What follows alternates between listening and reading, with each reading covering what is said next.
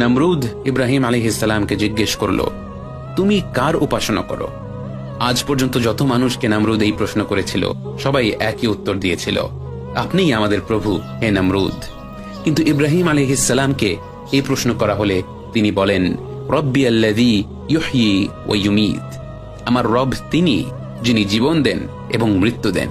নমরুদ ইব্রাহিম আলাইহিস সালামের কাছে সবার সামনে অপমানিত হয়ে ইব্রাহিম আলাইহিস সালামের রবের উপর ক্ষুব্ধ হয়ে উঠল। সে বলল, আমি ইব্রাহিমের রবের সাথে যুদ্ধ করব, আমি প্রমাণ করেই ছাড়ব যে আমি প্রকৃত রব। নাউযুবিল্লাহ।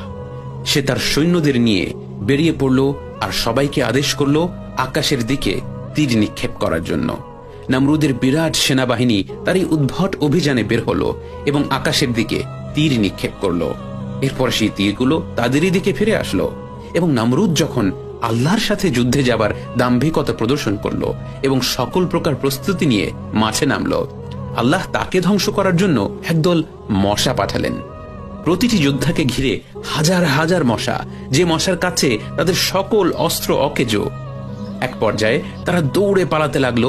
বিশ্ব জগতের রবকে চ্যালেঞ্জ করতে আসা বাহিনী মশার কাছে পরাস্ত হলো এবং একটি মশা আল্লাহর হুকুমে নমরুদের নাকের ভেতর দিয়ে তার মাথায় ঢুকে গেল এবং আল্লাহর হুকুমে মশাটি জ্যান্ত অবস্থাতেই তার মাথার ভেতর ঢুকে গেল এবং এর কারণে নমরুদের মাথায় অত্যন্ত যন্ত্রণা হতে লাগলো এবং সে বারবার তার মাথায় বাড়ি দিতে লাগলো। সে নিজেও নিজের মাথায় আঘাত করত এবং তার দাসদেরকেও আদেশ করত তার মাথায় কিছুক্ষণ পরপর আঘাত করার জন্য এবং নিজের হাতে এবং তারই দাসদের হাতে আঘাত পেতে পেতে অবশেষে এই নির্মম অহংকারী স্বৈরাচারের মৃত্যু হয়।